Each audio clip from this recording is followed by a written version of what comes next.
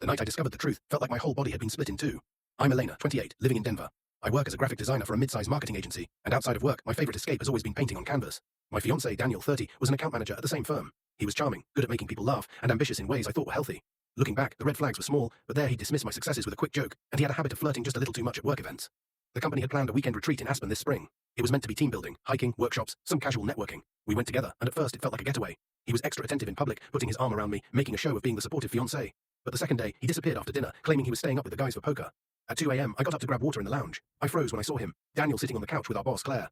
Except they weren't just sitting, they were tangled up, lips locked, hands where they absolutely shouldn't have been. My stomach dropped. He didn't see me right away, so I took a photo with my phone. When I gasped out loud, they jumped apart like kids caught stealing candy. Daniel's first reaction? Elena, it's not what it looks like. Then Claire, smirking, had the nerve to tell me I was overreacting. I walked back to my room shaking, clutching my phone like it was a weapon. The next morning, Daniel acted like nothing had happened. At breakfast, he tried to put his arm around me, whispering that I must have been dreaming. That was the gaslighting moment that snapped me into clarity.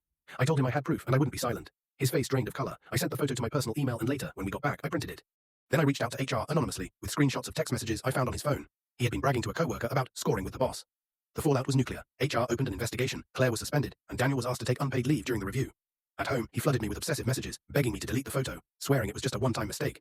He even showed up outside my apartment building once, pounding on the door, until security made him leave. I blocked him on everything, packed his things in boxes, and left them with his brother. His family tried to guilt-trip me, but when I showed them the evidence, they shut up quickly. The positive twist. A colleague I barely talked to before, Marcus, reached out to check if I was okay. He admitted he always admired my strength at work. We've been grabbing coffee, and for the first time in months, I feel like someone actually sees me without trying to dim my light. Daniel lost both me and his job. Claire resigned quietly a month later. And me?